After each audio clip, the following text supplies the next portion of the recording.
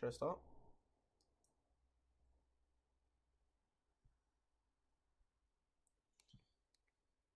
Hello everyone. Today my colleague Lachlan and I will be going through the first three topics of Math 1081, and it'll be focused towards exam revision. So I'll be covering topic 1, sets and functions, and topic 3, logic and proofs, and Lachlan will be covering topic 2, integers, modular arithmetic, and relations. So we'll start with topic 1, sets and functions.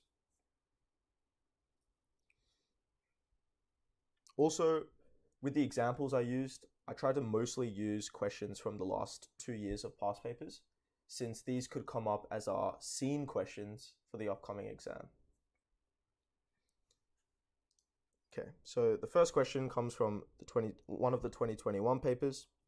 Suppose that A equals the set, and it's that set x defined by x squared plus 1, where x is an integer between -2 and 2, and B is the set 4, 5, 6, 7, 8. And we have to find the following. Notice that all of parts A, B, and C involve cardinalities of power sets.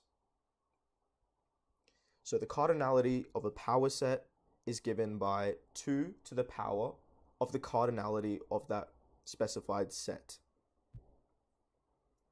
And also in part C, we're dealing with the Cartesian product of two sets, A times B.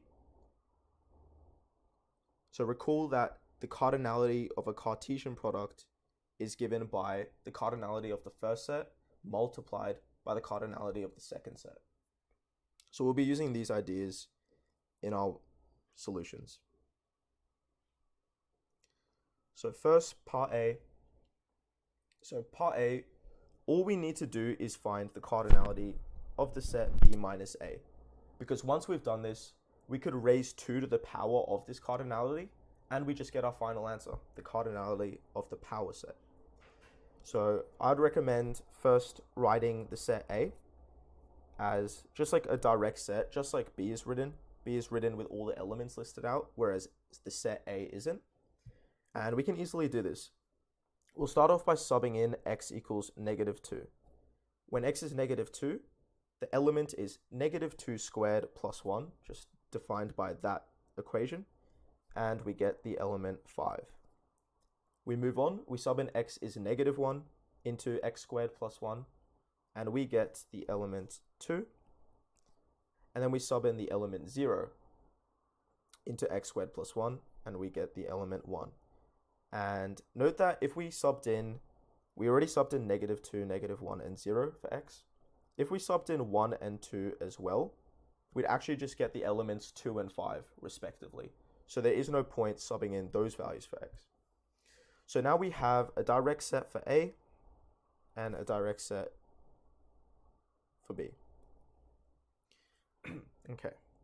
The first thing we're going to do is find the set B minus A, because once we do this, we can actually just count the number of elements in this set and therefore find the cardinality of it. So the set B minus A is just exactly the set B minus the set A. And what we do in set subtraction is we're going to eliminate all of the elements that are in A that are also in B.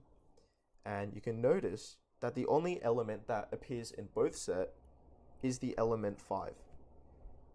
So in this set subtraction, we just remove the element 5, and we're left with the set 4, 6, 7, 8, which has cardinality 4, since there are 4 elements.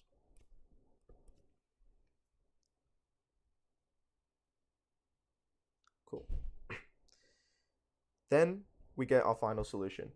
To find the cardinality of the power set of B minus A, like I said before, we just raise 2 to the power of the cardinality of B minus A, which was 4, and we get a final solution of 2 to the 4, which is 16. Moving on to part B. Part B is a bit more tricky because we're not trying to find the cardinality of just a set directly. Like, we can't raise 2 to the power of some cardinality. Instead, we have set subtraction inside our cardinality. So we have the cardinality of the power set of B minus the power set of A. And we're going to be using a complement law here. We're first going to find the total number of subsets of B.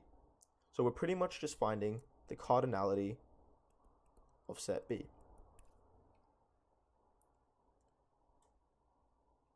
And if we do this, well, this is simple. We know that B has cardinality 5, since there's 5 elements inside of it. And so the cardinality of the power set of B is just 2 to the 5, which is 32. Okay, now, the next thing we're going to do is we're going to have to subtract all of the subsets of A. That's going to be inside of the power set of A, obviously. And we're going to subtract those that are common in the power set of B from 32. So we know that the only member that is in A that's also in B is the element 5. We saw that in part A. And so if you think about it, the only 2 subsets of A that are common in the power set of B would actually just be the empty set, since the empty set is in all power sets, and also the set containing the sole element 5. Now, if you think of any other subset of A, for example, 2, 5, well, obviously this does not belong in the power set of B, because B doesn't contain the element 2. Remember, the only element that's in common is the element 5.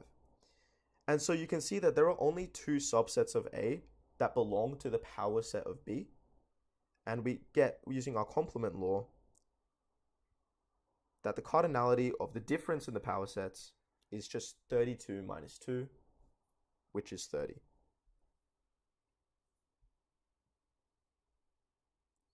So moving on to part C, we're now just trying to find the cardinality of the power set of the Cartesian product. So we're going to be using our 2 to the power of the cardinality of A times B. And that's pretty simple. We just need to find that cardinality.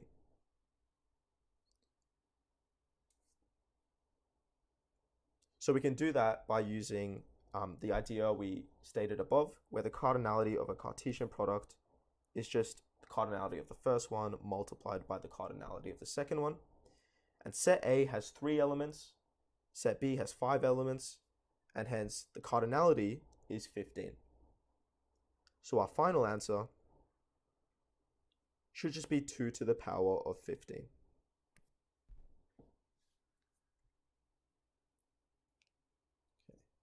Now we're going to move on to the laws of set algebra, or laws of inference question, to simplify some complicated expression. So we have B and A union B, all complemented. And we need to simplify this. So the first thing I can see is that we have a complement outside of a pair of sets. And so we can actually use De Morgan's law to simplify this expression. So the B and A or stays the same. And all I'm doing is simplifying that expression that I've underlined on the left. And using De Morgan's law, that becomes A complement and B complement. And of course, unless it's a multiple choice question, you're expected to write down the law that you used.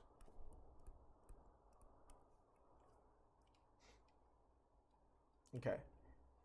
Now we can simplify this again. We can see that we have a set A unioned with a pair of sets. And so we could easily use the distributive law. So the B and stays the same. And inside our first pair of brackets, once we've applied the distributive law, we're going to get A union AC intersected with A union BC. And we used, obviously, the distributive law there.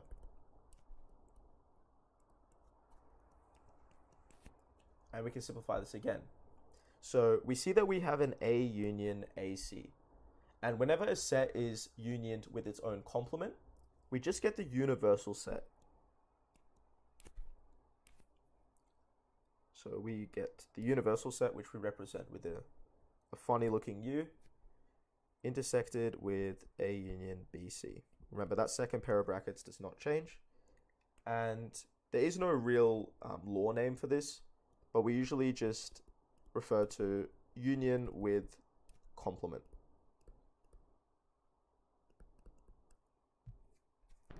Next, whenever we have a universal set intersected with something, we can kind of just remove that universal set component. And that's thanks to the identity law. So this part here that I'm underlining, we can just remove, and we get B and A union BC. And that's because of the identity law. Here we just have the set B intersected with a pair of sets. We can easily use the distributive law. We get B and A, or B and BC, thanks to the distributive law.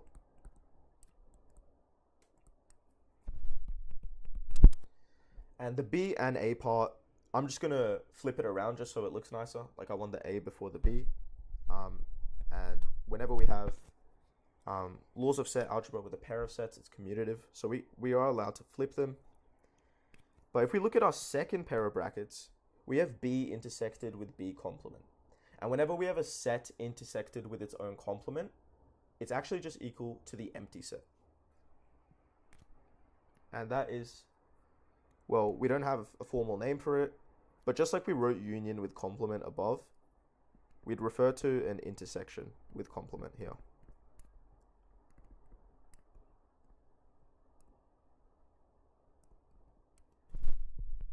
And finally, whenever we have something unioned with the empty set, again, thanks to the identity law, we are allowed to just remove that union empty set component. And we're actually just left with the set A intersected with B, thanks to the identity law once again. And clearly, we can't simplify A intersection B anymore, so that means we finished our solution.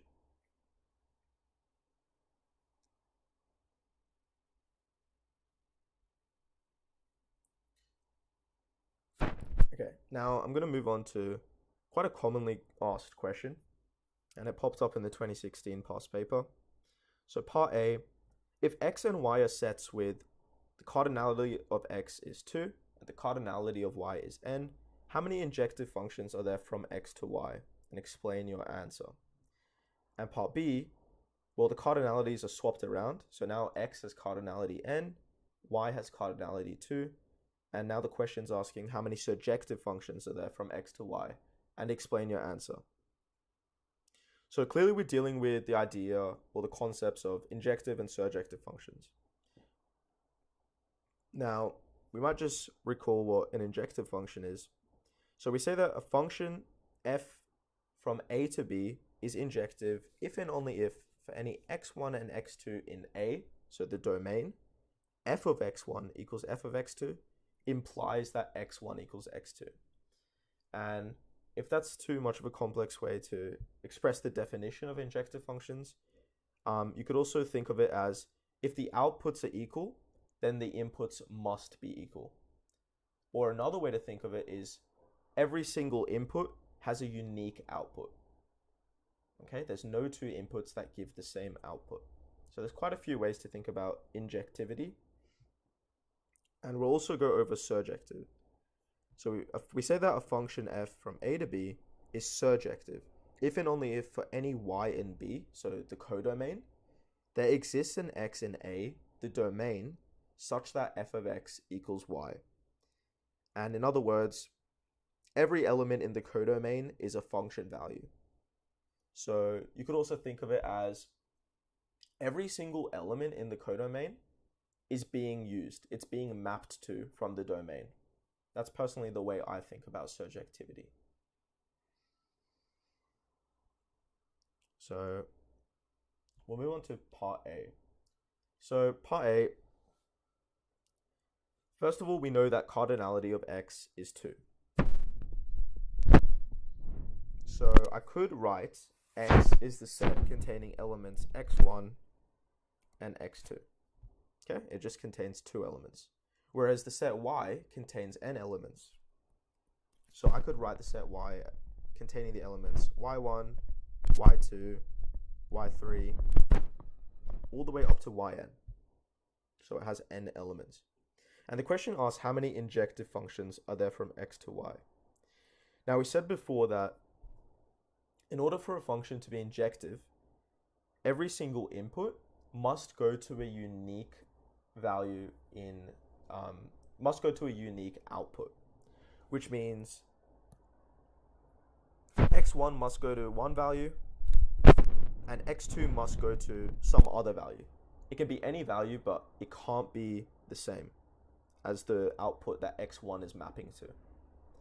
And so we actually have just simplified this question into how many ways can we choose 2 distinct values from the set Y?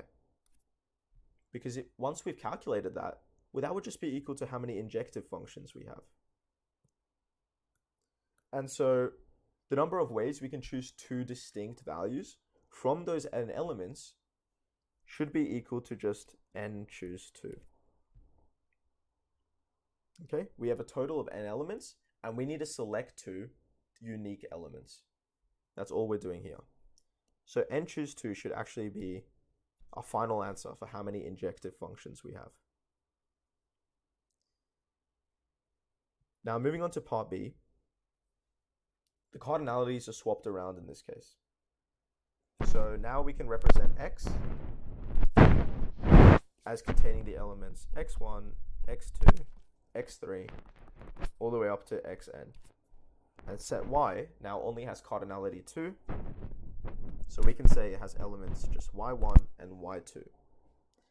And the question asks how many surjective functions are there from x to y? Well, like I said before, in order for a function to be surjective, all of the outputs in the codomain, so both y1 and y2 in this case, must be used up. And we're going to be using a complement law in this question, because if we have n elements in our domain, hopefully you all can imagine that most of the time our function is going to be surjective. Like most of the time,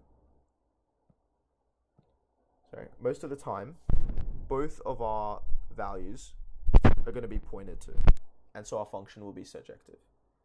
So why don't we use the complement law and first calculate what are the total number of functions we can make using these 2 sets? So using x as the domain and y as the codomain. Well, let's think about x1 here. How many possible outputs could x1 map to? It could only map to 2. So am I right here? Total number of functions we can make is equal to 2 times. Now let's move on to element x2. How many outputs could it possibly map to? Again, it could only map to 2. It could only map to y1 or y2. So that one has 2 possible outputs it could map to. And hopefully you all can see that every single x in our set x has 2 possibilities, 2 possible outputs it could map to. So the total number of functions we have is actually just 2 times 2 times 2 and so on. And since we have n elements in x, there are n 2's in our calculation. So this is just equal to 2 to the n. And now we have to think about the cases where we don't get a surjective function. So we don't get a surjective function when only one of y1 and y2 are mapped to. So not both, only one of them are mapped to.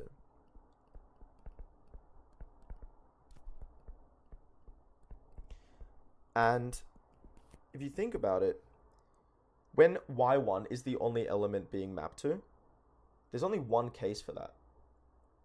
Because, so am I right? Only y1 mapped to.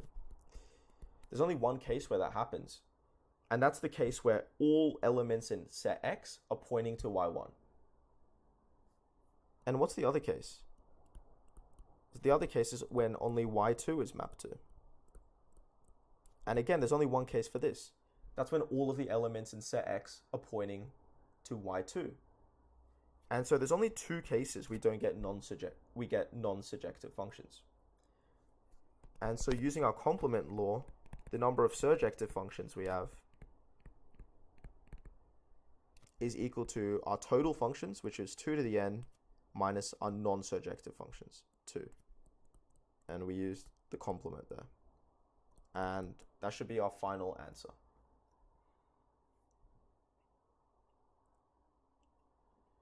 Now we'll move on to inverse functions.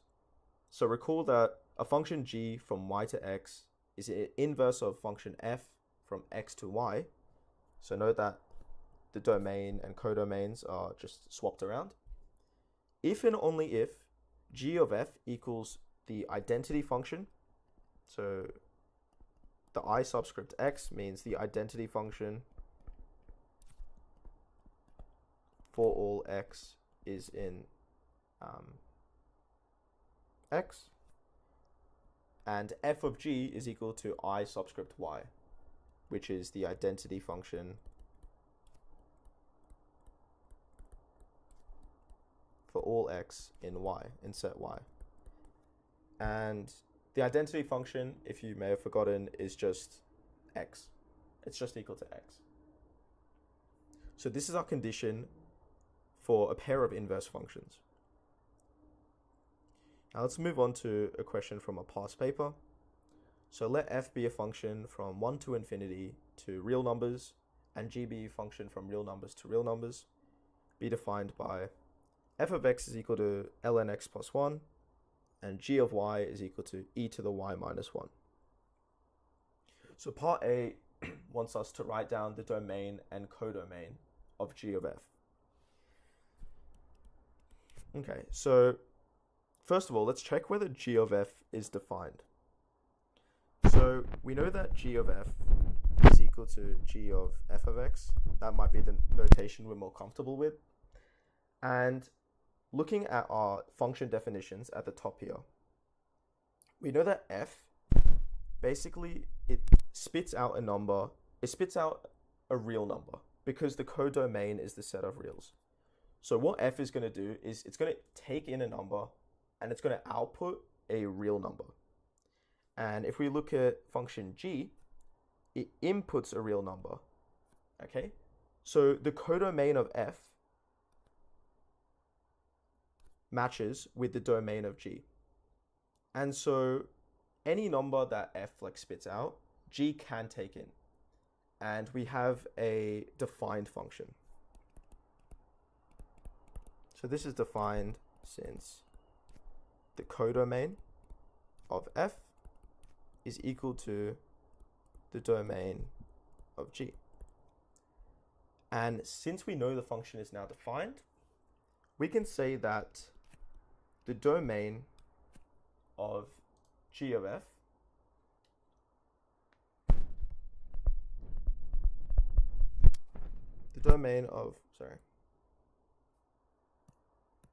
sorry about that.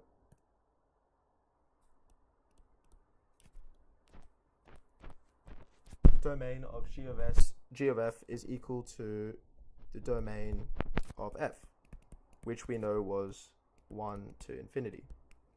And the codomain of g of f is equal to the codomain of g, which is just the set of reals.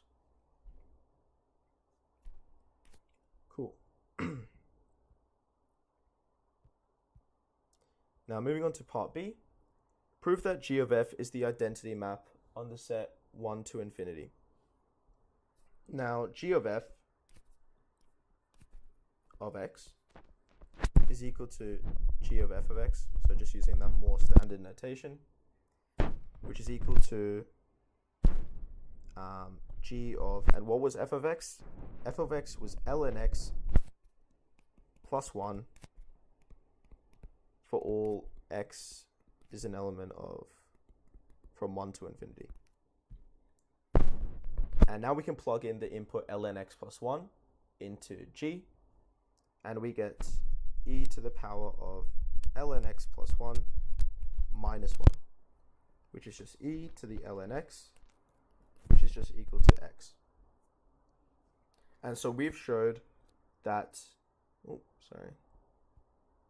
we've just showed that g of f of x is equal to x for all x from 1 to infinity, and therefore, we can conclude that g of f is therefore the identity map on the set 1 to infinity.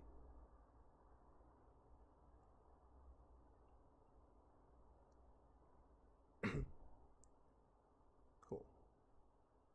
Now on to part C. Is it true that f is the inverse of g? Well, first let's check that that f of g is defined. Remember, we need, one of the conditions for inverse functions would then be f of g is the identity function on the set, on the real set. That is the condition we need in order for f to be the inverse of g. However, we know that f of g is equal to f of g of x. And we know that g is equal to e to the y minus 1. What's the range of e to the y minus 1? Well, the range would just be equal to the set from 0 to infinity, right? If we sketched out y equals e to the x minus 1, our range would be from 0 to infinity. So we know that g spits out a value between 0 and infinity. So let's just say it spat out the value a half, okay? So when x is a half, we get f of g is equal to f of g of a half. Sorry, f of a half. However, if we look at the domain of f, we know the domain is from 1 to infinity. And so it can't intake a value of a half. And what have we just shown? We have shown that f of g is actually an undefined function. So we were meant to show that it's equal to the identity function. However, in doing so, we actually showed that it is an undefined function. And so it cannot be the inverse of g.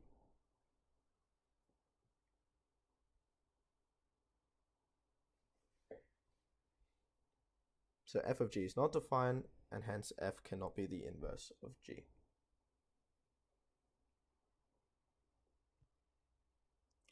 Now on to a question from 2018 paper. Again, we're going to be dealing with injectivity. So, so show that the function f from real numbers to real numbers, where f of x is equal to the absolute value of 4x plus 1, is not one-to-one, or injective. And part B says, show that the function g from integers to integers, where g of x is again the absolute value of 4x plus 1, is one-to-one, injective. And note that our only difference is really the domain and codomains. Those are the only differences between the two. Whereas we have to show one is not one-to-one, and the other is one-to-one. So let's look at part A. So part A, we have f of x is equal to the absolute value of 4x plus 1, and the domain is all reals. So why don't we just sketch it out? Now, the absolute value of 4x plus 1, that would have x-intercept negative a quarter, and it'd be pretty steep. It'd have y-intercept of 1, and it should look something like this if you sketched it. Okay, this is our y equals f of x. Now, with injectivity, we said that a function is injective if every single value in the domain gives a unique output. And you may recall this from high school, but there was something called the horizontal line test. And clearly, this function fails the horizontal line test. And what does failing the horizontal line test like really mean for us? Well, we can see that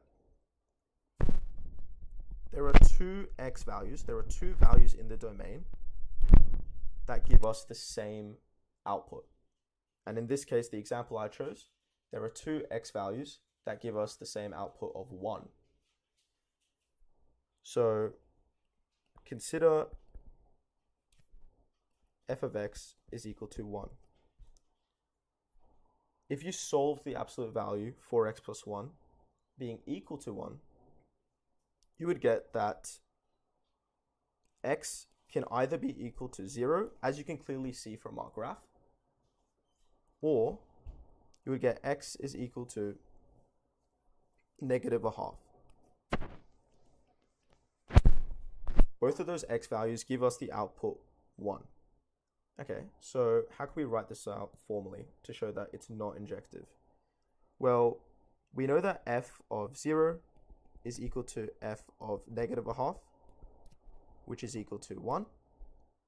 But we know that 0 is obviously not equal to negative a half. And so what have we shown?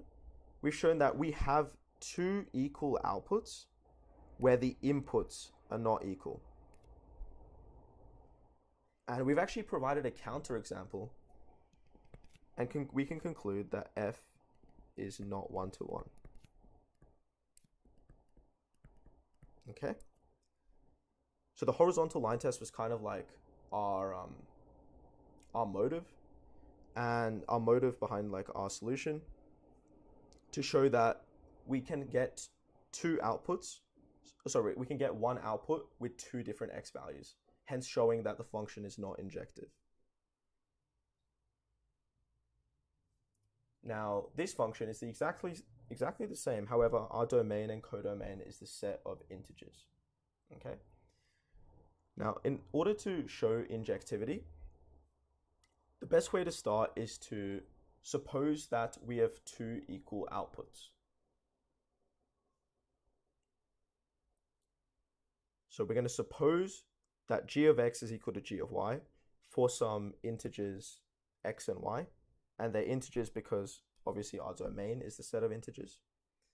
And thereby, we're actually supposing that the absolute value of 4x plus 1 is equal to the absolute value of 4y plus 1. And what is our goal? In order to show injectivity, we're going to show that x must equal y in this scenario. Because once we do that, we've shown that if two outputs are equal, then both the inputs must be equal. So that's going to be our goal, to show that x equals y. And from this equation that I've kind of circled, there's two cases. So we know that the magnitude of 4x plus 1 is equal to the magnitude of 4y plus 1, because that's exactly what the absolute value is. It's just the magnitude. And if you think about it, if we get two integers and we know that their magnitudes are equal, that means either the two integers are equal. So case 1, the two integers are exactly equal. 4x plus 1 is equal to 4y plus 1. Or it means the integers are opposites of each other. So 4x plus 1 would be equal to negative of 4y plus 1. In both of these cases, we'd get two integers with equal magnitudes. So we're going to deal with the first case when they are exactly equal. And that is when 4x plus 1 is 4y plus 1. If we simplify, we actually just get x equals y, which is good. That's what we want. We want to show that x is always equal to y in this scenario. Now, if we move on to the second case, well, that's when they were opposites. The two integers were opposites. And if you rearrange this and then simplify, you get this equation. You get x plus y is equal to negative a half. But there is a big problem, and the problem is whenever x and y are integers, x plus y is just the sum of two integers. And we know that the sum of two integers gives an integer. And the reason for that is addition is closed under the set of integers, but you wouldn't be expected to explain that. It's really just using common sense. When we sum two integers, we get an integer. However, our right-hand side is negative a half. It's a fraction. It's a non-integer. And we have a contradiction here. So this case is actually impossible for integers x and y. And that means our case 1 must always be true. So we've kind of just disregarded case 2 because it's impossible. And so case 1 must happen. And well, what happened in case 1? Let's go back to it. In case 1, we showed that x equals y. And so we can conclude that if g of x is equal to g of y, then x must equal y. And we've kind of used the definition of injectivity to show that g is 1 to 1.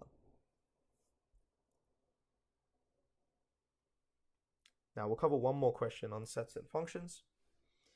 So recall that a function is bijective if and only if it is both injective and surjective. So it has to be both. It can't be one or the other. So a question from a 2020 paper. So this could actually come up in our upcoming exam. Let b be a function from the real numbers to the real numbers. B defined by b of x is equal to, and that's 7th degree polynomial. Show that b is bijective. Now, in order to show that a function is bijective, if you directly look at the definition above, we have to show that it's both injective and surjective. And we'll start off by showing that b is injective.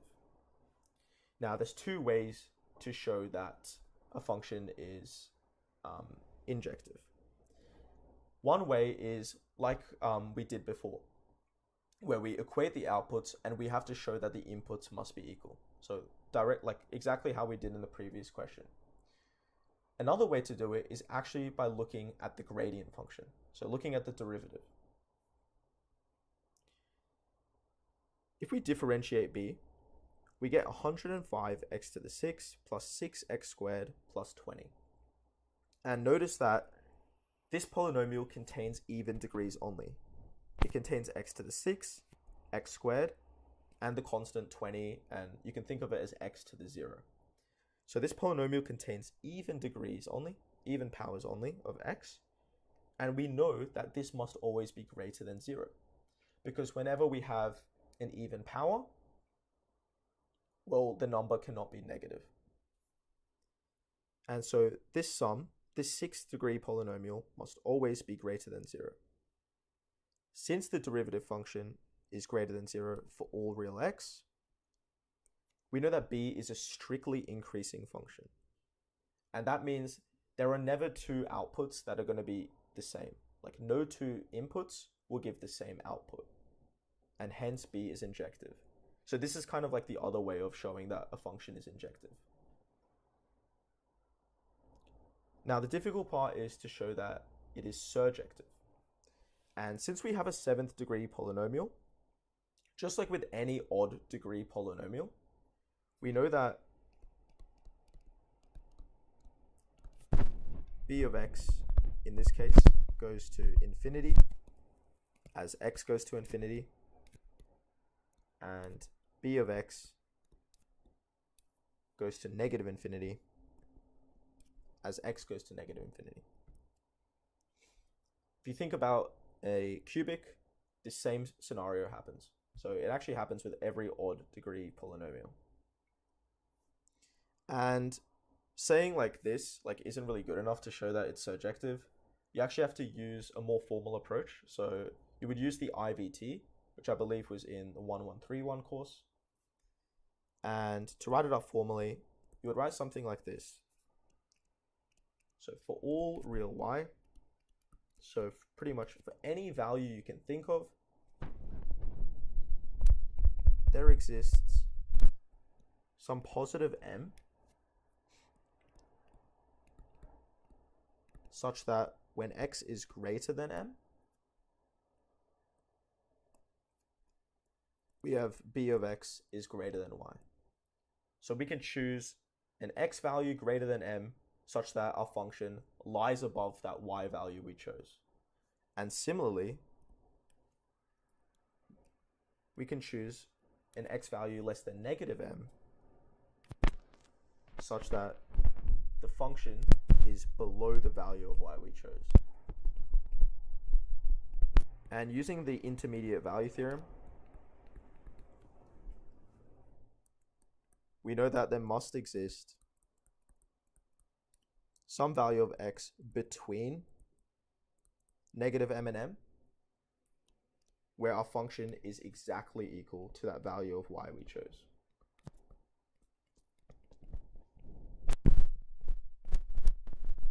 And what have we just shown? We've actually shown that for any y value you chose, our function actually covers that y value. Our function actually has that value. And so the range of B is actually just the set of reals. And that was actually our codomain of B as well. So we've shown that the range of B is equal to the codomain of B, and that's one of the criteria, or that's actually a criteria for a surjective function. All of the values in the codomain, all the values in the codomain are being used by the function, and therefore B is surjective. Okay. So we've shown that B is both injective and surjective, and thus it's bijective. And that concludes our proof. So this is the only question I found uses like hardcore theory from 1131. But yeah. Okay. And I believe I'll be passing it on to Lachlan to cover topic 2, integers, modular arithmetic, and relations.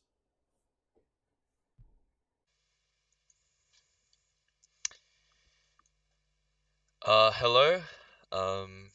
Let me know if you can hear me.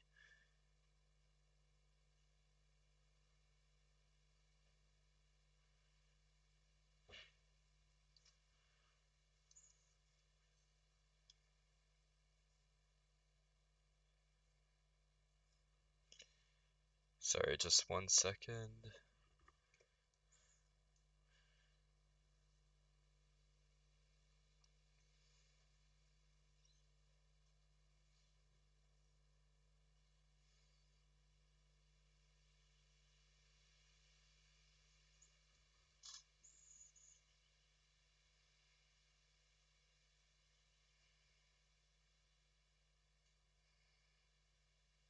Sorry for the delay.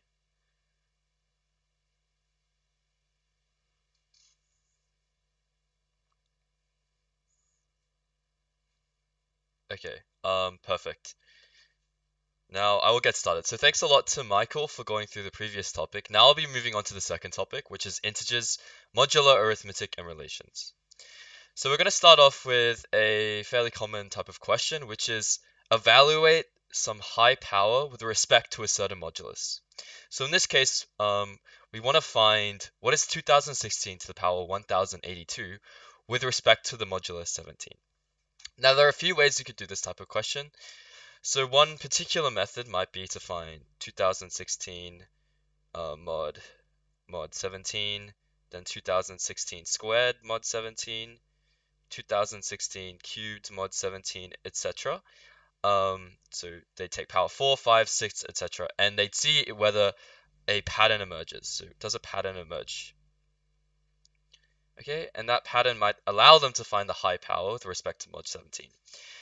Now, the way I like to do this question is instead of considering just all the powers, consider only the powers of 2016 that are also 2016 taken to the power of 2. So what I mean is 2016, 2016 squared, now 2016 to the power 4, 2016 to the power 8, etc. Now, the reason why this is useful is, first of all, consider the number 1082. Well, 1082 can be expressed as a sum of powers of 2. So in this case, we have 1082 is 1024 plus 32 plus 16 plus 8 plus 2. Now, the reason why I'm looking at powers of 2 in the first place is because once I find 2016 mod 17, okay, once I find 2016 mod 17, which in this case is 10, now to find 2016 squared mod 17,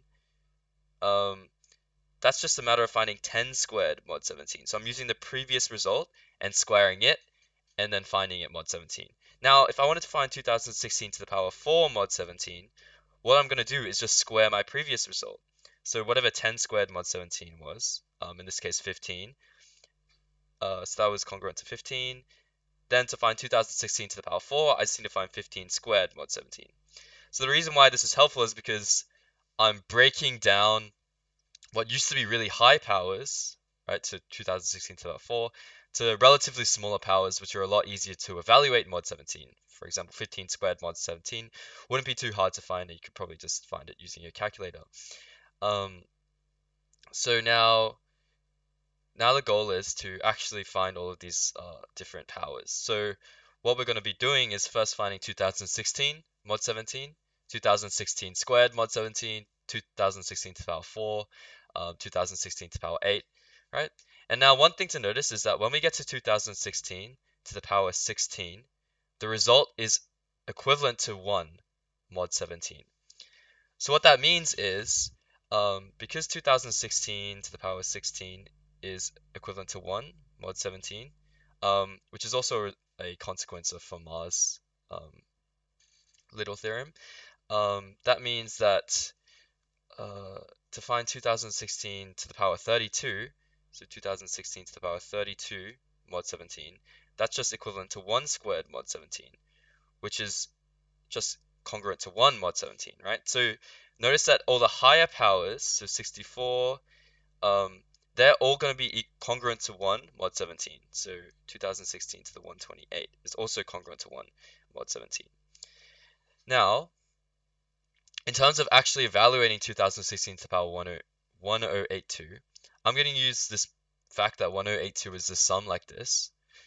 Okay, so 2016 to the 1082 equals 2016 to the 1024 plus 32 plus 16 plus 8 plus 2, and then I'm just going to apply exponential laws to break it up like that.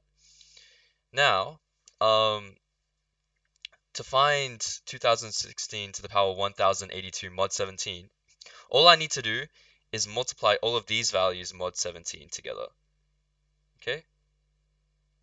Now, remember that the higher powers, so in this case 1024, 32, and 16 are all congruent to 1 mod 17, which means that all of these three values is going to be 1, and then to find 2016 to the power 8, I just look back at my working out, that was 16, and 2016 squared was just 15. So now I just need to find 16 times 15 mod 17, which shouldn't be too hard. Again, you could figure that out in your calculator. And turns out it's equal to 2, which means that 2016 to the power 1082 is just congruent to 2 mod 17. So now we're going to be moving on to solving congruence equations. So the first thing we want to do is find the greatest common divisor of these two particular numbers. So to find the greatest common divisor, what we do is use the Euclidean algorithm. Okay.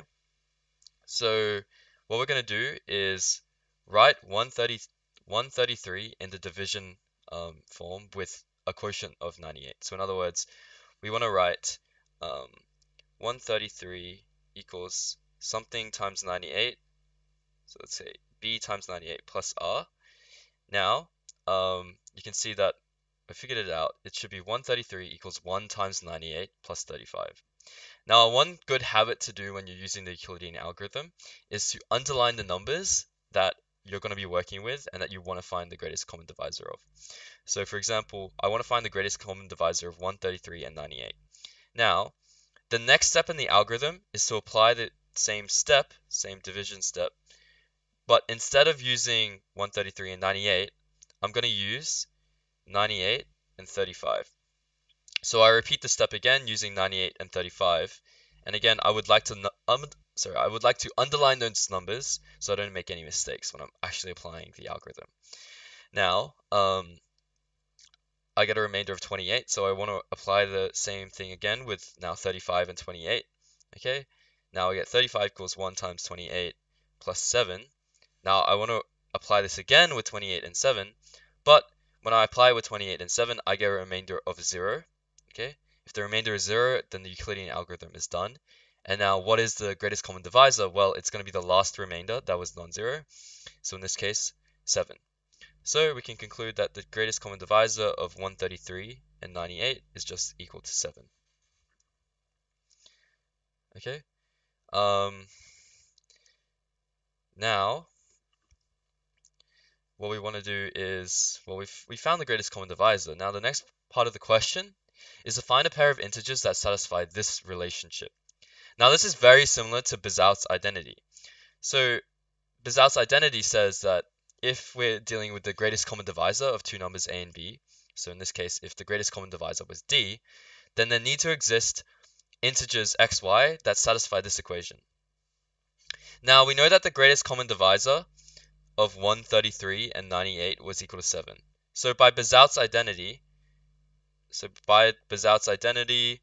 we'd suspect that there's integers x, y, such that 98x plus 133y equals the greatest common divisor, which is 7. Which is not quite equal to 14, but we can see that 14 is just 2 times 7.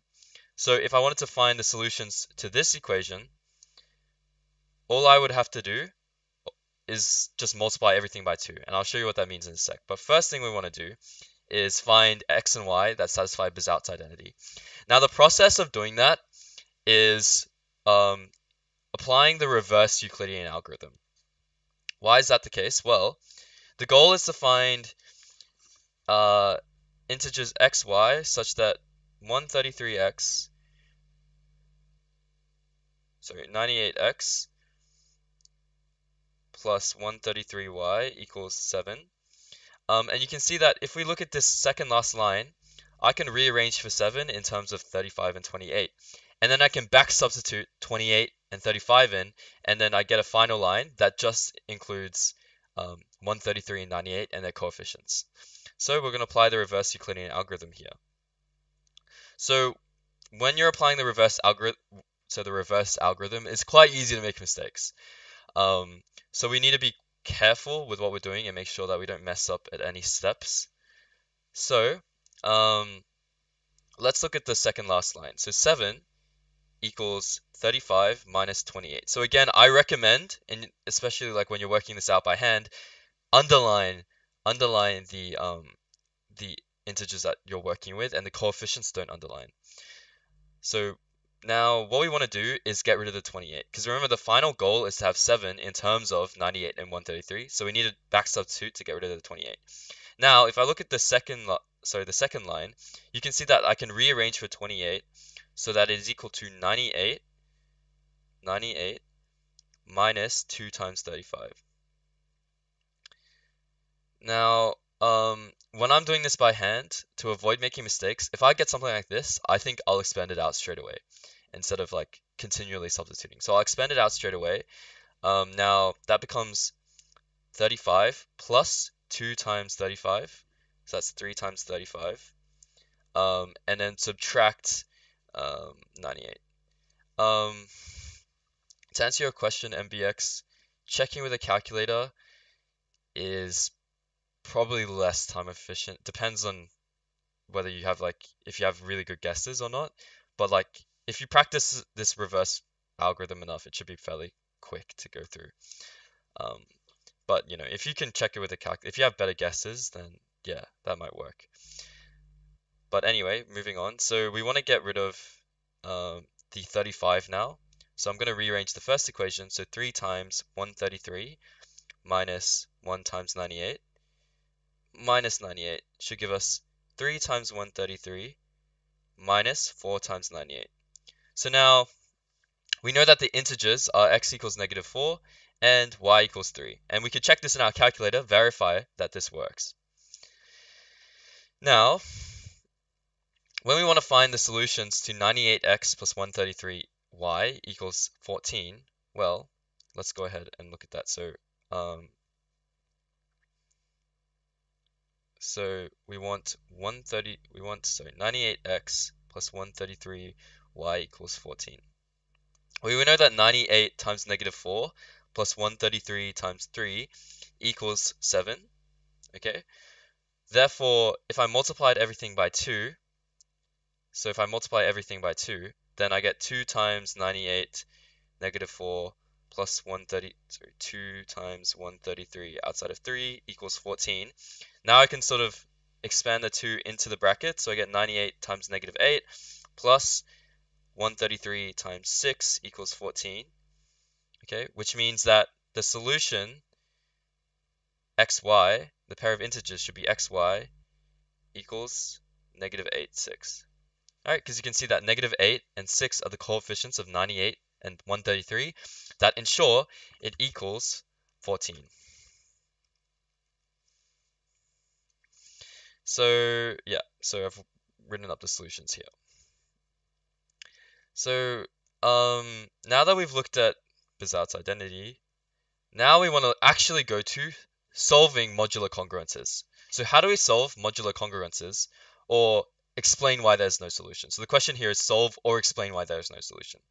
Well, there's a handy check we can use to determine if there are solutions, and this all comes from Bizarre's identity.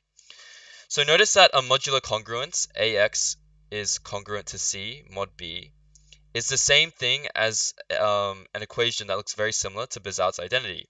Why? Because if I have this equation, AX plus BY equals C, okay, if I take modulo B on both sides, that B cancels out, and I get exactly the same equation. That is the modular congruence we're interested in working with.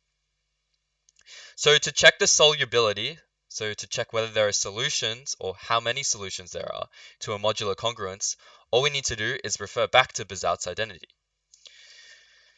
So consider this particular equation here.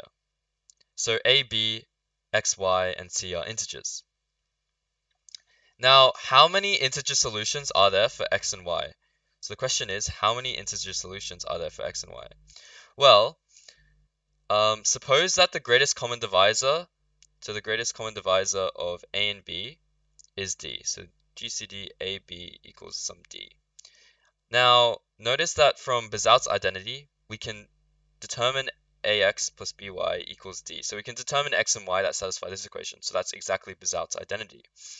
Now, notice that if d does not divide into c, so if d doesn't divide into c, then there are no solutions. Why? Because Bizarre's identity gives us the smallest possible integer here, okay, that is non-zero.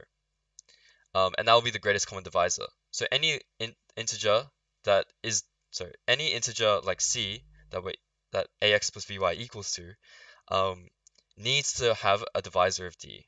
So if we looked at the previous question, we found integers x, y that satisfied 98x plus 133y equals 14. If it was, say, another integer, then because if it was another integer that 7 didn't divide into, so say 15, then you can see that what the step that we did here by multiplying everything by 2, so when we multiplied everything by 2, that wouldn't work, right? Because we need to multiply by a non-integer. So in other words, if the greatest common divisor of a and b doesn't divide into c, then there has to be no solutions. Now, if the greatest common divisor does divide into c, then how many solutions are there? There's going to be GCD AB solutions. So again, in this case, if the GCD of a and b was d, then there would be d solutions to that particular equation. So let's put all of this into action and tackle the question. So first, solve or explain why there is no solution to 98x is congruent to 15 mod 133. Now, notice that the greatest common divisor of 98 and 133, we proved that in the first question that it's equal to 7. Now clearly 7 doesn't divide into 15, hence there are no solutions. So this is the first check you should be doing. First check whether the greatest common divisor divides into the right hand side or not. There are no solutions. Now, so there is no solution to that first part. Now let's look at the second part. Well, clearly 14 is divisible by 7. Hence, there are solutions. There are solutions. So there's solutions to this equation. How many solutions are there? There's going to be 7 solutions because the greatest common divisor of 98 and 14. So 98 and 133 is 7. So there are 7 solutions. So now, how do we solve this modular congruence? Well, we're essentially solving for all the x values that satisfy this particular equation. So in the previous part, we found one solution, but how do we find all the solutions, all the 7 solutions? Well, what we want to do is first reduce to the congruence with the smallest possible modulus. So what does that mean? Well, notice that 98 and 98 and 133, sorry. So 98 and 133 have a greatest common divisor of 7. So we can divide everything in this equation to become 14x plus 19y equals 2. So that should be y there. Okay? So we can divide everything by the greatest common divisor to achieve a system of equations in a smaller modulus, i.e., this is equivalent to the congruence relation 14x is congruent to 2 mod 19. So we want to reduce to the smallest possible modulus. In this case, 19 is the smallest possible modulus. And why do we do that? Well, once we've reduced it, you can see that the greatest common divisor of 14 and 19 equals 1. Okay, because we've reduced it. That means there's only one solution x for this equation. Only one solution. Okay, if there's only one solution, then how do we find the 7 solutions in the original equation? Well, we just add 19 to each of those solutions. Okay, until we have 7 solutions, congruent modulus 133. So we want to find the x that solves this equation, i.e., we want to solve this equation basically. And how do we do that? Well, first we solve 14x congruent to 1 mod 19, and then we multiply our solution for x by 2. Okay, so first we want to solve this. So the first step is to solve this. Now to solve this, what we want to do is use the reverse Euclidean algorithm. Why? Because we want to find x that satisfies this equation. Okay, so to do that, we look at our previous reverse Euclidean algorithm, and actually what we can do is just divide everything by 7. Okay, why? Because if I divide everything by 7, then I just get 1 equals 3 times 19 minus 4 times 14. Okay, notice that this is pretty much the same as ax plus by, or it is exactly the same as ax plus by equals 1 for a equals 14 and b equals 19. So let's go ahead and look at that expression. So we have 1 equals this. Okay, that means that we can read off our solution for x. We can read off that x must equal -4. Now, the problem with this is that we really are interested in solutions for x in the original modulus. Okay, so i.e. we want to find x such that x is between 0 and 18. Okay, so what I'm going to do is add 19 to this. So -4 plus 19 is 15. So it's congruent, -4 is congruent to 15 mod 19. All right, so the solution to 14x is congruent to 1 mod 19 is x equals 15. Now the solution for 14x equals 2, which is the one that we were really interested in, is just going to be x times 2. So it's going to be x equals 30. Again, we want to find solutions congruent to the original modulus, so I'm just going to subtract 19, and what I'm going to get is x equals 11, or x is congruent to 11 mod 19. Okay, so 11 is the first solution to this equation, and it's the only solution to 14x is congruent to 2 mod 19. So remember that we're not done yet because we wanted to solve this particular equation. Now to solve this equation, what we're going to do is take 11 plus the smallest possible modulus, so in this case 19, enough times until we get 7 different solutions. So we're going to take 11 plus 19, 11 plus 2 times 19, etc. until 11 plus 6 times 19. Okay, because that will give us a total of 7 solutions for x. Okay, and once we've done that, you can see that our solution set is just going to be 11, 30, 49, 68, 87, 106, 125. So that's the process of solving modular congruences. Okay, so some checks, once you've finished the question, you can verify that some of the solutions work, and you could also check that you have the right number of solutions. Okay, so now we're done. That is the solution set for this particular equation. And that is the question done. So let's move on to the next question. So this is from 2021, term 1. So the question here is, a student copies down a particular modular congruence, however, loses some numbers which are represented by a question mark symbol, and a series of 3 question marks could represent none, 1, or a list of numbers. So the student copies down this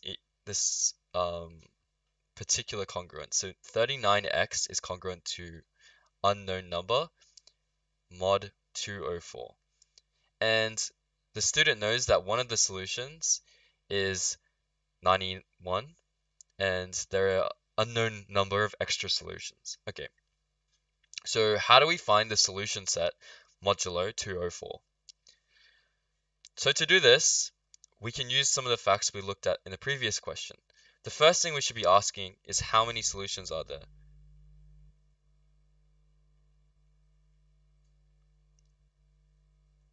How many solutions are there? Well, the number of solutions, remember, is dependent on the greatest common divisor of 39 and 204.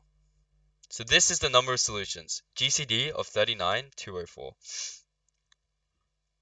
So the greatest common divisor of GCD of 39, 204. And if we look at our calculator, for example, we could check, or use the Euclidean algorithm, we could check that that's equal to 3. So there are 3 solutions. There are 3 solutions to this equation. So we have one of the solutions. Now the question is, what are the other 2 solutions? And also we know that there are, like, even though we don't know what the question mark is, we still know that there are solutions, because if there's one solution, then it needs to be the other 3 solutions. The other 2 solutions, sorry. Now, we don't even need to find the right-hand side in this equation to find the solutions. Why? Remember that the process of finding solutions is to first find the most reduced solution. Most reduced solution. So that's the solution once we've divided everything by 3. So i.e., that's the solution to this. 13x is congruent to question mark mod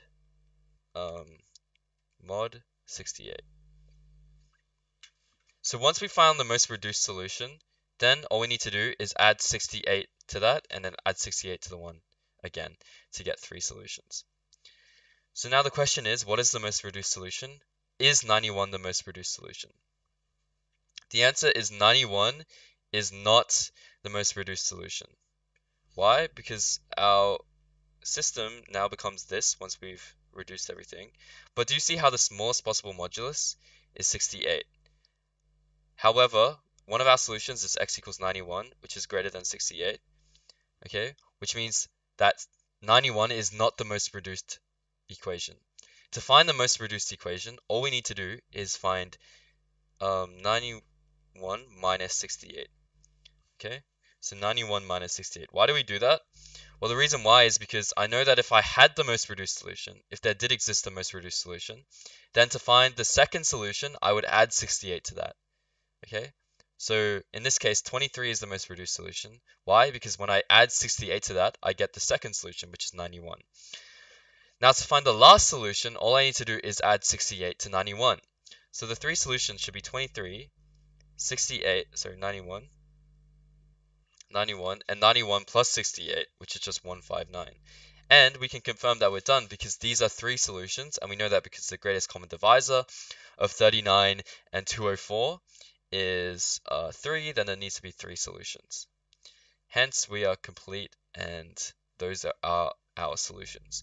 So it's interesting to know that we can solve a modular congruence not even knowing what it's equal to, as long as we know one of the solutions. So regardless of what it's equivalent to, we found the solutions to the system. So 23, 91, and 159. Now, the part B to this question is another modular congruence has been tainted so all the numbers cannot be read. And so the system is 105x is congruent to question mark mod question mark. So again, we're dealing with question marks, but in this case, we don't even know the modulus. We don't know one of the solutions. And now the question is, there are n solutions to the equation in the original modulus. How many solutions are there?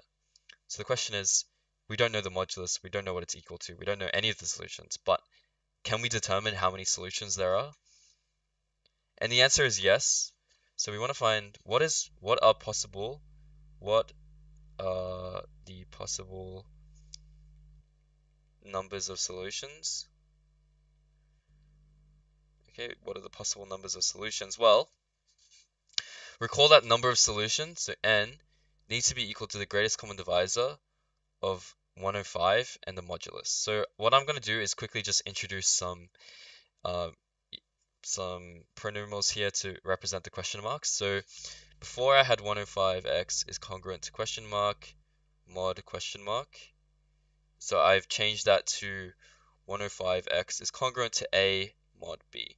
So we don't know a and b, but we do know that the number of solutions is going to be GCD 105b. Okay, again, to reiterate, that's because the number of solutions is just going to be the greatest common divisor of 105, and the modulus, so in that case, b. So the greatest common divisor of these two numbers. Now the question is, what are the possible values of d? Possible values of d. The possible values of d. Well, that's equivalent to asking what are the possible greatest common divisors of 105 and some other number. Well, the possible greatest common divisors, well, they need to come from the divisors of 105, right? Because the greatest common divisor needs to be, well, a divisor of 105. Okay, so the possible values of d is restricted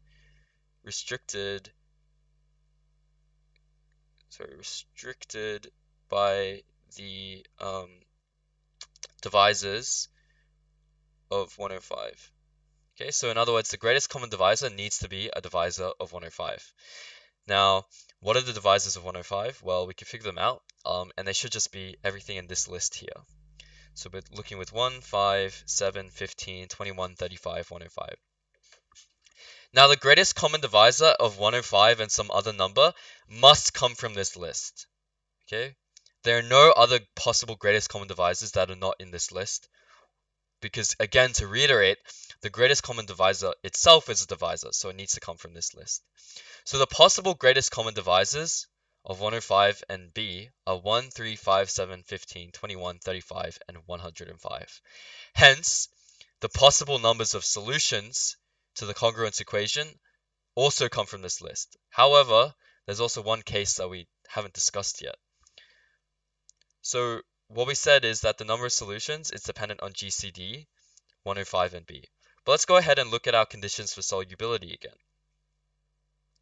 So if we look at our conditions for solubility, we're looking at the second condition right now. So if we have GCD of AB divides C, well, we can also have zero solutions to the congruence equation. Zero solutions. Where do we get zero solutions? We get zero solutions if if GCD 105b, 105b doesn't divide into A. So if this isn't true, so if this statement is true, if the greatest common divisor doesn't divide into A, then what we know is that there needs to be no solutions. Okay, so that adds one more number to our possible list, i.e. we also add 0. Okay, so in total, the number of possible solutions are 1, 3, 5, 7, 15, 21, 35, 105, which are the divisors of 105. So divisors of 105, okay? Plus 0, okay? Because again, we can also have no solutions to the equation. So we need to be careful with this question. We need to make sure that we're also including 0 because there is the case where there is no solutions to the congruence equation. So if everyone is okay with this, we'll move on to the next question. So this is from 2019, and we're given a particular number that has digits xn, xn minus 1, x1, x0. So it has n plus 1 digits. So now, given that 10 to the n is congruent to plus minus 1 mod 11 for any n is a natural number, prove that x is congruent to 0 mod 11, if and only if this particular sum is true. So if we expand this sum out, what we should get is x0 minus x1 plus x2 minus x3 plus dot dot dot plus negative 1 to the n minus 1 xn minus 1 plus negative 1 to the n xn. So this is the alternating sum of the digits, okay, of the number n. Oh, it's number x, sorry. So to prove this if and only if statement, we'll see a bit later, but what we really need to do is prove the forward and reverse direction. So, okay, we want to prove two different directions. Now, I'm going to first prove the statement if this alternating sum is congruent to 0 mod 11, then x is congruent to 0 mod 11. So what we're going to do is first find an expression for x in terms of the digits. So x is equal to what? We don't know that. Well, we do know it's digits, so we're going to look at its base 10 representation. So it should just be equal to 10 to the n x plus 10 to the n minus 1 x n minus 1, okay, plus dot dot dot plus 10 x1 plus x0. This is similar to how if I had the number, say, 1,301, I could express this as 1,000. So that's 1 times 10 cubed plus 3 times 10 squared plus 0 times 10 plus 1. Okay, so I'm just looking at its base 10 representation. Now, what we want to do is use this representation to show that it's congruent to 0 mod 11.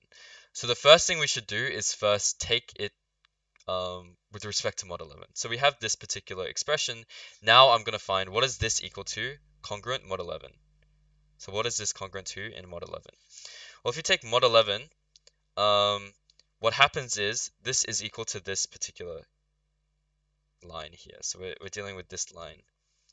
Why? Because it's given in the question, but essentially, if we look at, for example, 10 to the n, that's congruent to negative 1 to the n mod 11. Okay, so I'm just taking all of those. Now I'm dealing with this, which is exactly the alternating sum that we looked at. So this is equal to the alternating sum. Okay, which means that because it's congruent to 0 mod 11, then x is congruent to 0 mod 11. Therefore, x is congruent to 0 mod 11. So I've proven that if the alternating sum is true, then x is congruent to 0 mod 11. Now we need to do the reverse direction. So now we need to prove that if x is congruent to 0 mod 11, then the alternating sum is true. So this should be then the alternating sum is congruent to 0 mod 11. Okay, so suppose x is congruent to 0 mod 11. So if that's the case, then 10 to the n xn plus 10 to the n minus 1 xn minus 1 plus dot dot dot plus 10 x1 plus x0. If we take this mod 11, it needs to be congruent to 0. okay, because we know that x is congruent to 0 mod 11. Now again, remember that if we take this congruent to mod 11, then it's just equal to -1 to the n, xn plus -1 to the n minus 1, xn minus 1, plus dot dot dot, minus x1 plus x naught, okay, which we know is congruent to 0 mod 11. Why? Because I know that this statement here, if I take it mod 11, is equal to 0, congruent to 0, sorry. And this representation in mod 11 is this line. Okay, and that's exactly the alternating sum. Therefore, the alternating sum must be congruent to 0, mod 11. Okay, so we prove in both directions, and hence it's an if and only if statement proven. So now let's move on to relations. So first we're going to go looking at certain properties of relations. So the properties we have here are reflexive. So if a relation is reflexive, then all elements relate to themselves. Then the next property is symmetric. So if one element is related to y, so if x is related to y, then it must be true that y is related to x. And anti-symmetric means that if there is a relation both ways, so if x is related to y and y is related to x, that's only true if x equals y. Now, transitive means that if x is related to y and y is related to z, then it must be true that x is related to z.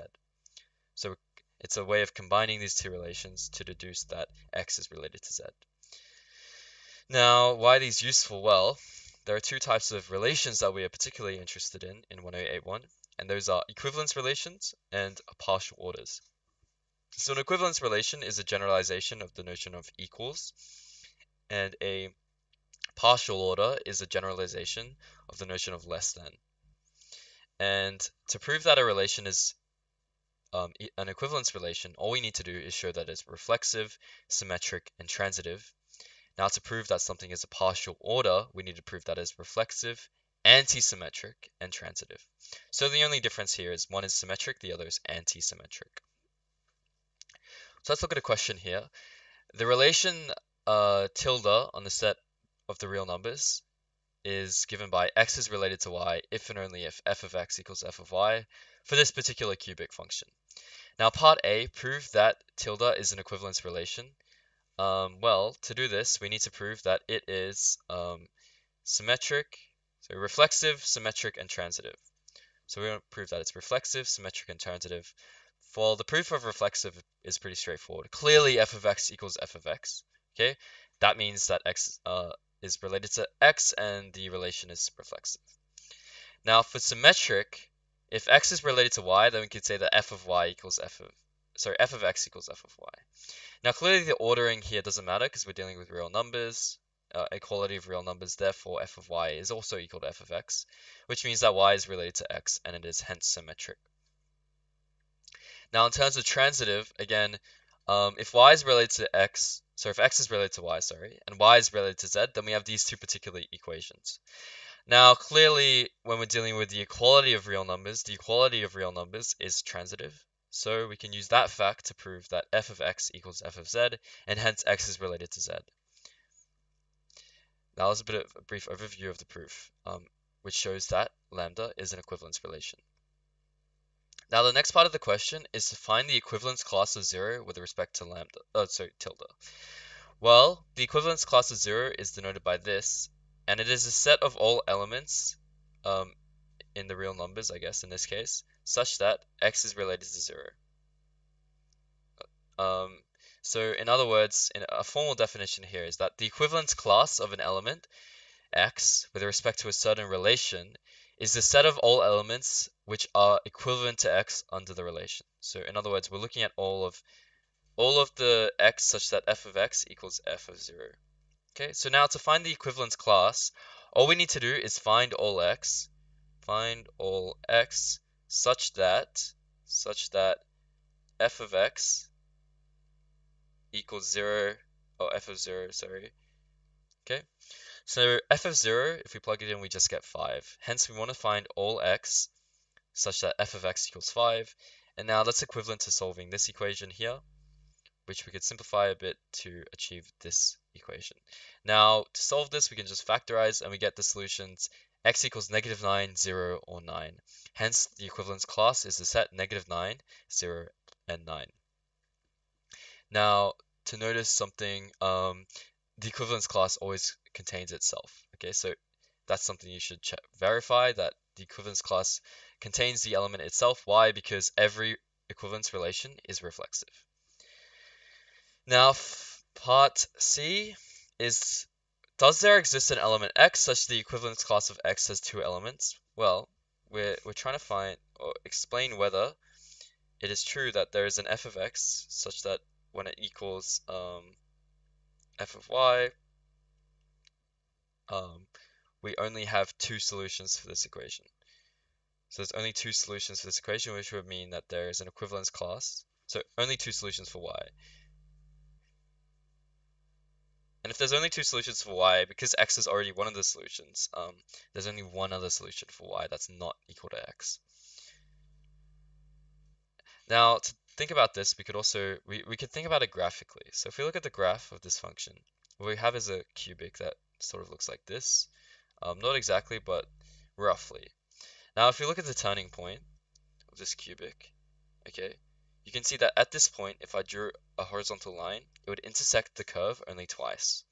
At the turning point and at the curve somewhere over here, okay? Which means that there are only two solutions to this equation, and hence the equivalence class would only contain two elements. And you can write up a formal proof by actually finding those turning points and then explaining that there is only two solutions. So now we're done with this question. Now let's go ahead and look at a particular partial ordering. So consider the set S along with the division relation, where S is this set of numbers that are expressed as 2 to the j times 5 to the I for some integers I and j.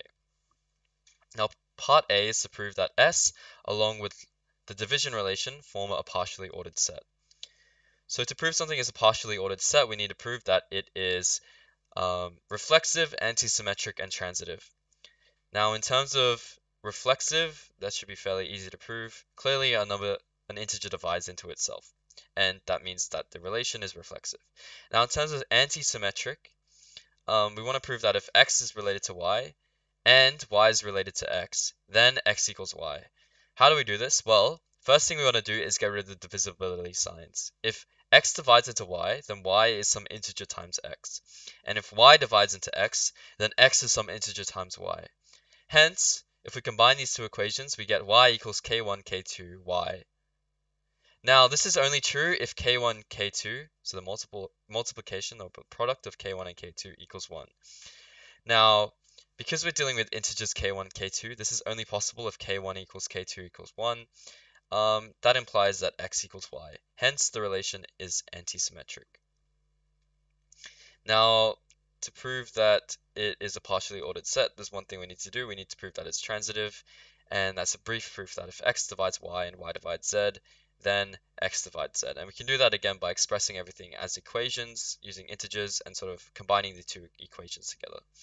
And once we've proven that, we've shown that the division relation on S is a partially ordered relation. And hence, the set S along with the division relation is a partially ordered set, also known as a poset. So find the set of all maximal elements. So the maximal elements are elements in the set S which divide into no other numbers in the set. So we want to find pretty much roughly the largest numbers in this set which don't divide into anything else. So we could sort of trial and error. So we have this expression 2 to the j, 5 to the I, and we're sort of just subbing in numbers to see what are the largest numbers we get without divisors. So we can consider the highest power of 5. What's the highest power of 5? 25. Well, 25 has a divisor. Why? Because if I multiply this by 2, I get 50. Okay? Now the question is, does 50 divide into any numbers? And the answer is no, because 50 times 2 is 100, which is outside the bounds of the set. So 50 needs to be a maximal element. Now, what about the highest power of 2? That is 64. So the highest power of 2 is 64. Now 64 times 2 is 128, which is outside the set. Hence 64 is also a maximal element. Now the last maximal element is going to be 80. Why is that the case? Well, consider, let's say, 4 times 5, you get 20. Now 20 times 2 gives 40, and 40 times 2 gives 80.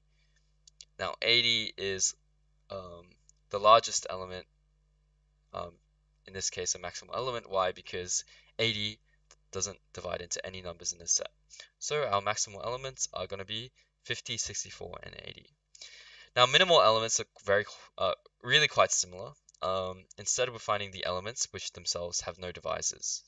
So we want to find elements without divisors. Well, we're going to look at the smallest power of 5, which is 25, and the only divisor of 25 is 5, which is outside the set, hence 25 is a minimal element.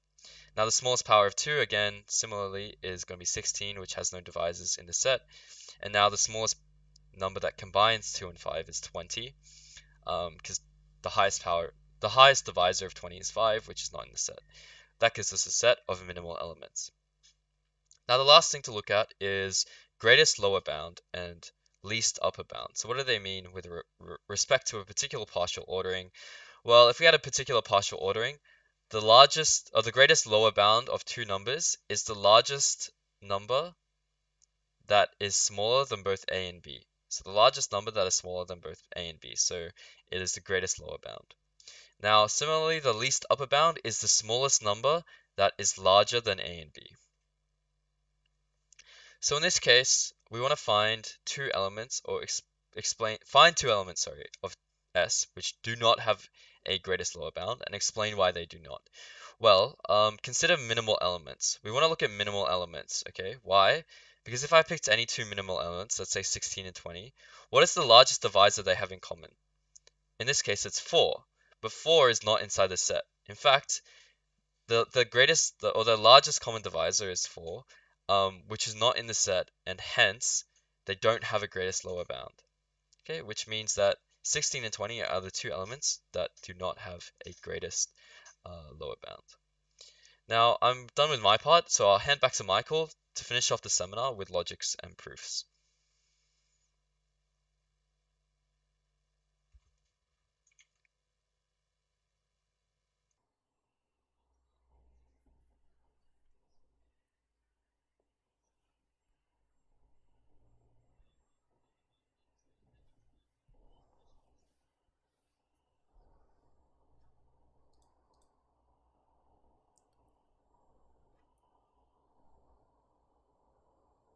Okay, thank you, Lachlan, for going over topic 2.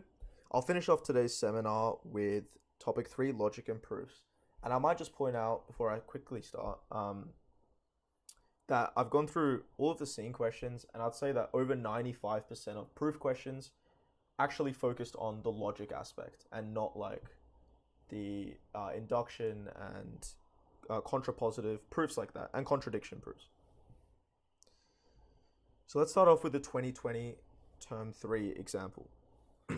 Consider the following arguments. Either Warwick or Xavier will pass, but not both. Zoe will pass if Yusuf passes.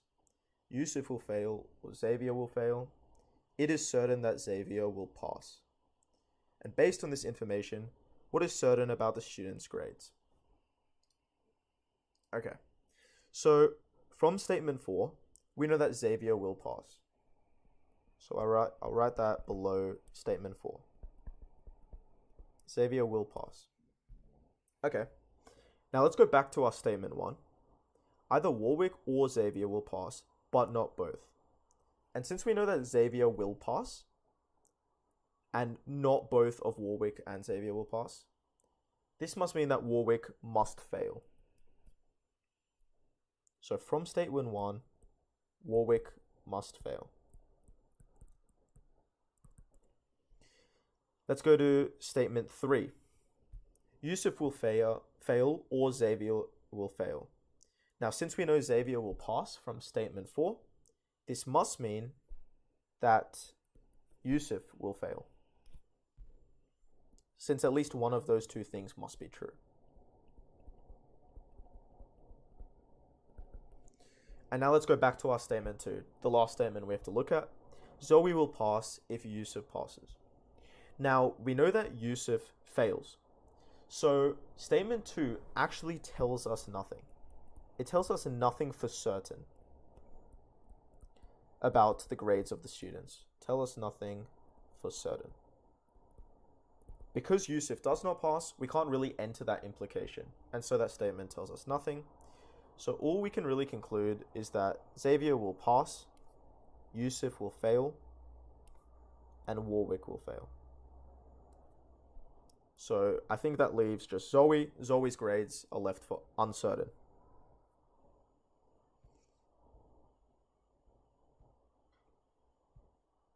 Now on to the next question. A very common type of question. Construct a truth table for the following proposition. So clearly it involves propositions P and Q. So they're going to be two of our columns. We're also going to have a P and Q column. We're going to have a if Q then P column. And finally, we're going to have the overarching proposition. P and Q implies Q implies P. So these are going to be our columns of our truth table. And what we're going to do is we're going to take turns going through true, false. We're basically going to cover all of the combinations of true and false between P and Q. So P, we're going to have two cases for true, two cases for false. Q, again, we're going to have two cases for true and two cases for false. And here's where we can start determining logical values for the other columns. So if we look at P and Q, this will only be true when both P and Q are true. And that only occurs in the first row. The next three rows, at least one of them are false, so P and Q will be false. We move on to the next column. Q implies P. The only time this won't be true is when Q is true and P is false. And I believe that is the third row. So the third row is going to be the only time that implication is going to be false. In the other three rows, the implication is true. And then we move on to our final column. This is the one we really care about. We're going to have this column implies the next column. So the third column implies the fourth column. Now, the only time that will be false is when P and Q is true. So the third column is true and the fourth column is false. But we can see that in none of our four cases, that scenario occurs. And what does that mean? That means this proposition is always going to be true. And since we have the proposition always being true, we can conclude that that proposition is a tautology by definition. I'll move on to another question. Suppose you have a complete truth table for n propositions, P1, P2, all the way up to Pn, and how many of the 2 to the n lines of the truth table is P1 to Pn true? Okay. Now, we're going to have two cases. Case 1 is going to be when our P1 is false. And when P1 is false, let's think about how many rows this would occur. This would occur in 2 to the n on 2 lines of the truth table, because it would occur in exactly half of the lines. And this is just equivalent to 2 to the n minus 1. So we know that P1 is false in 2 to the n minus 1 lines. And in this case, if P1 is false, we know that P1 implies Pn will always be true. It doesn't matter what the logical value of Pn is. If the first part of the implication is false, our implication overall is always true. And so we know that in this scenario, there are 2 to the n minus ways where the implication is true. Now our other case, case 2, is going to be when P1 is true. And similar to before, this will occur in exactly half of the total lines, which is 2 to the n minus 1 lines again. Now in this case, if P1 is true, well then P1 implies Pn is only true when Pn is false. Now, notice that within the true P1, so within the 2 to the n minus lines we have remaining, only half of them will have Pn being true. So only half will have Pn being true. And these are the cases where we really care about. We'll have Pn being true. And as a result, the number of cases where our implication is going to be true is then 2 to the n minus 1, so that's the number of lines in this case, divided by 2, because only half of them would amount to the implication being true. And this is equivalent to 2 to the n minus 2. Hence, the total number of ways that the implication is true is going to be just the sum of the cases, 2 to the n minus 1 plus 2 to the n minus 2, which we can write and maybe simplify to 2 to the n minus 2 ways.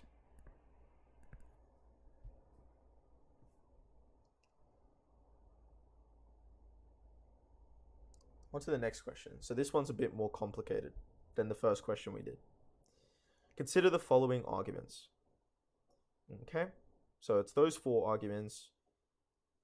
So part A asks us to express these arguments in symbolic logical form using the labels, and then they've labeled G, T, M, W. Now let's read through statement 1.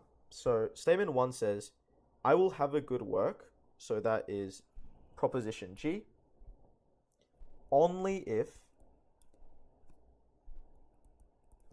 I have both time and money. And that is actually the intersection of T and M. And what's another way of writing G only if T and M?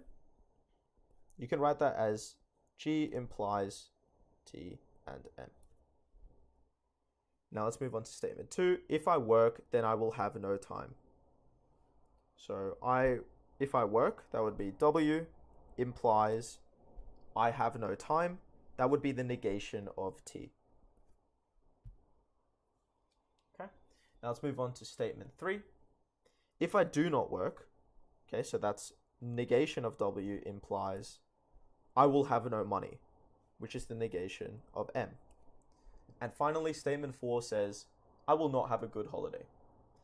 And that means that is congruent to the negation of G.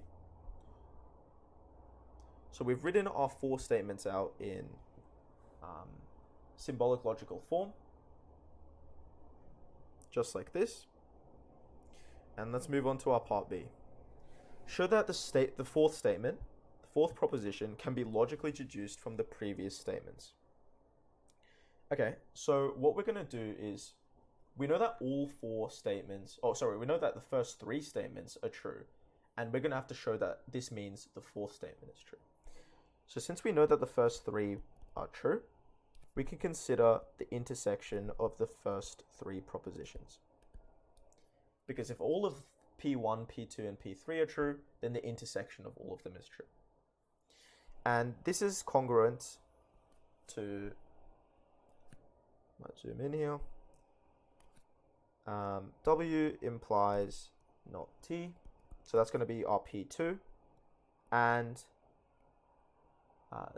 not W implies not M, that's going to be our P3, and we just have P1 to include. That was G implies T and M. So we have the intersection of these 3 propositions, and we can simplify them. Notice that in the first pair of brackets, we know what happens when W is true. In the second brackets, we know what happens when W is not true. And what's good for us is we always know that either W or not W is true. The union between W and not W is always going to be true. And I'm going to intersect this with exactly what's above. So I'm not changing the logical value of this entire proposition.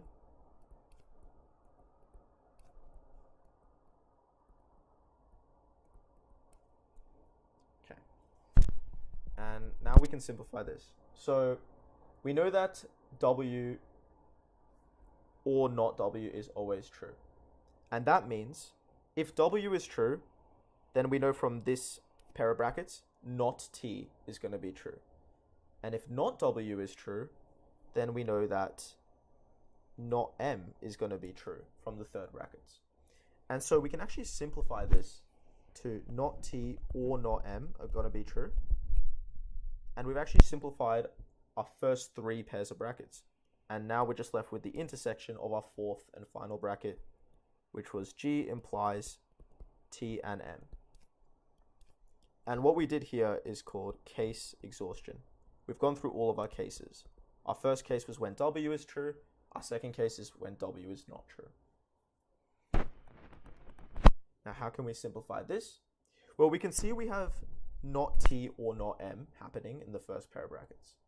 And we can also see that there is a T and M in the second pair of brackets. But if we actually took the contrapositive of that entire implication, let's see what we get. We get not T or not M, that stays the same. And the contrapositive of that implication would be not T or not M implies not G, using the contrapositive. And what's good about this is, from the first pair of brackets, we know that not T or not M is a true proposition.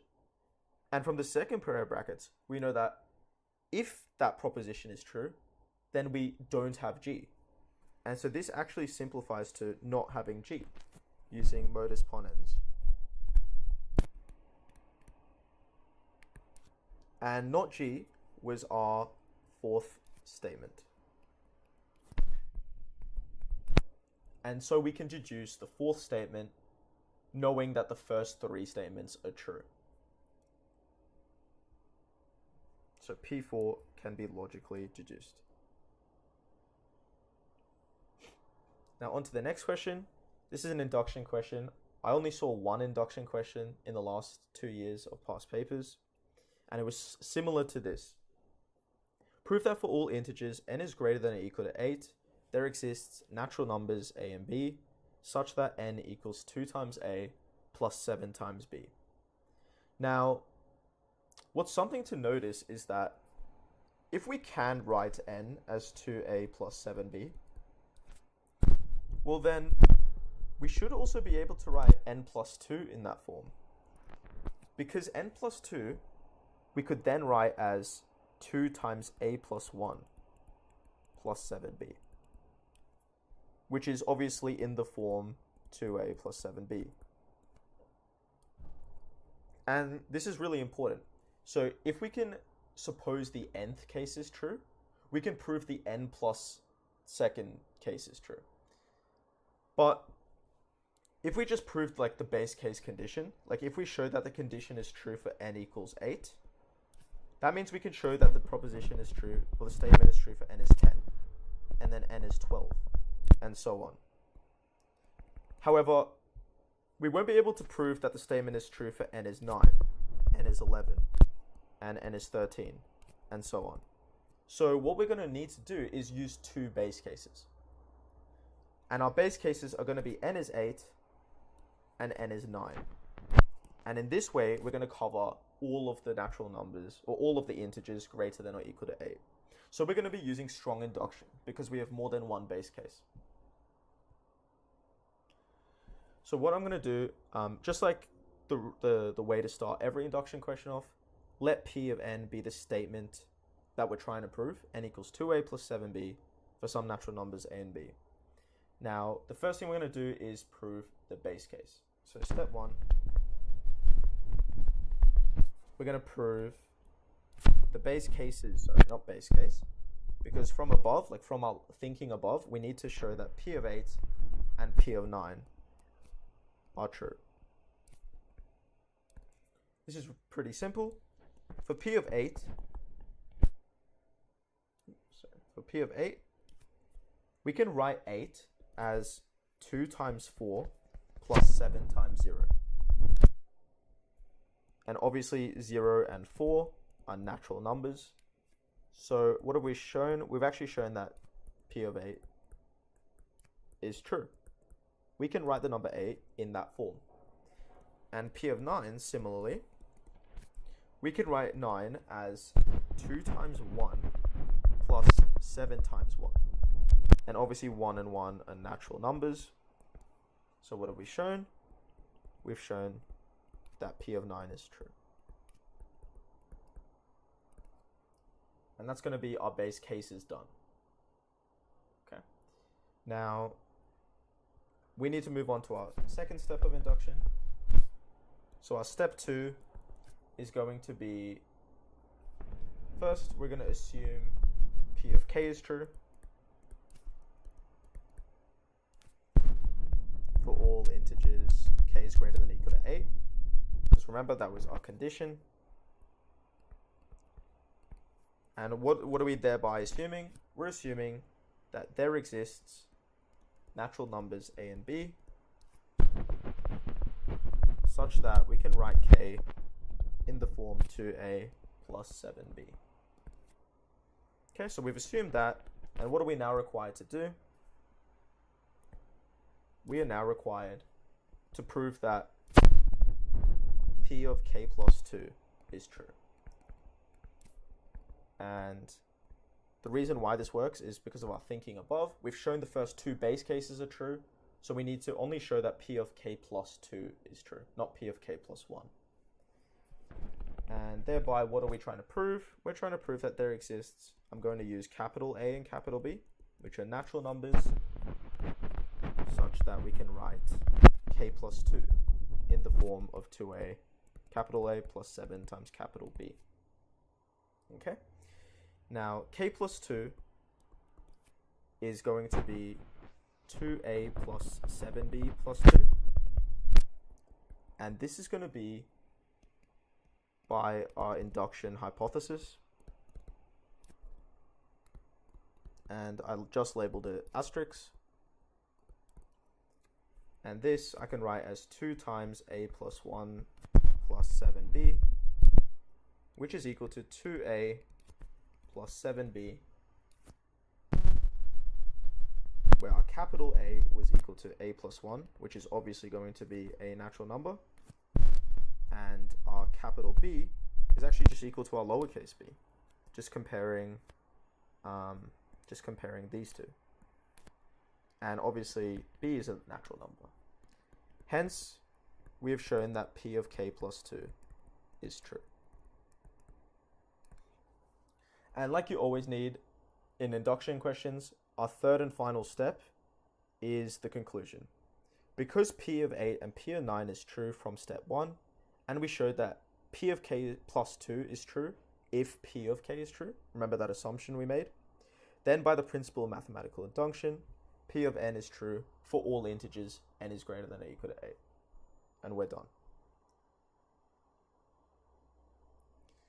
Now, again, going through the last 9 past papers or so, I could only find about 2 contradiction questions, since the main focus of proofs was logic, as I said before, and this was one of them. So at Gardner University, there are 41 students who study exactly one of 5 subjects, and I've listed the 5 subjects in the 5 statements.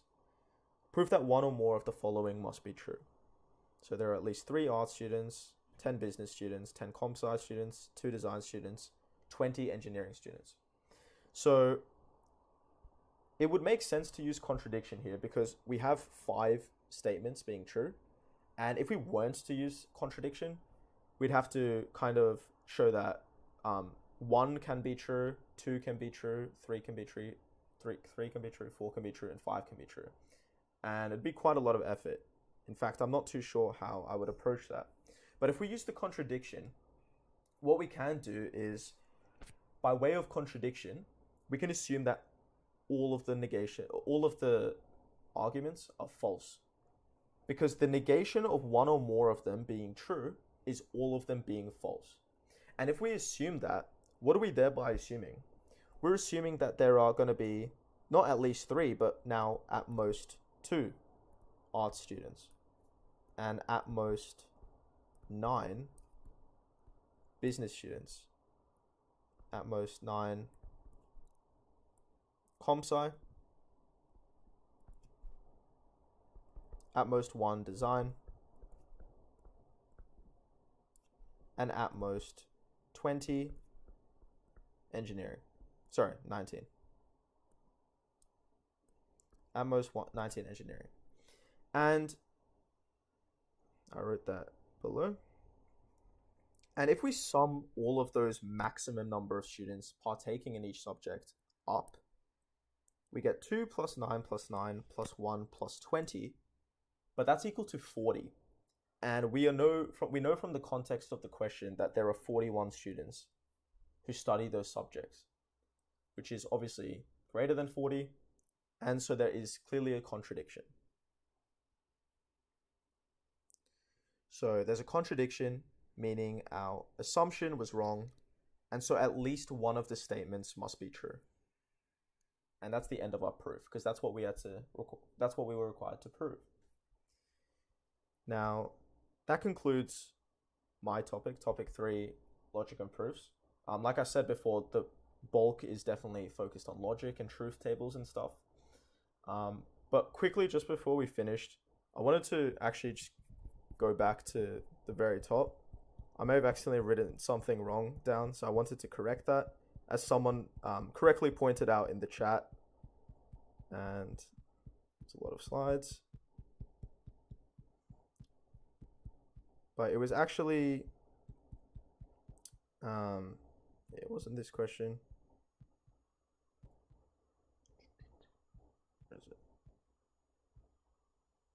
Here. It was actually this question here. So I said that we just had to choose 2 distinct values, 2 distinct outputs in the set Y to get an injective function.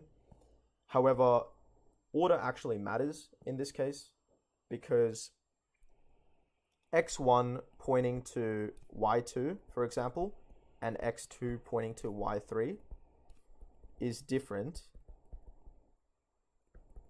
to x1 pointing to y3, for example, and x2 pointing to y2. So choosing our 2 outputs, the order actually matters. And so our total number of injective functions isn't n choose 2, but actually np2, since the order now matters. So I just wanted to correct that. But yeah, that concludes our first seminar on Math1081. Thank you all for listening, and hopefully you guys got some good exam revision or exam prep out of that. Make sure to tune in to Wednesday's seminar on part 2 of 1081 Maths. And Lachlan and Mary will be covering topics 4 and 5, which are combinatorics and graph theory respectively. So make sure to tune into that, and good luck everyone for your exams. Thank you so much for listening.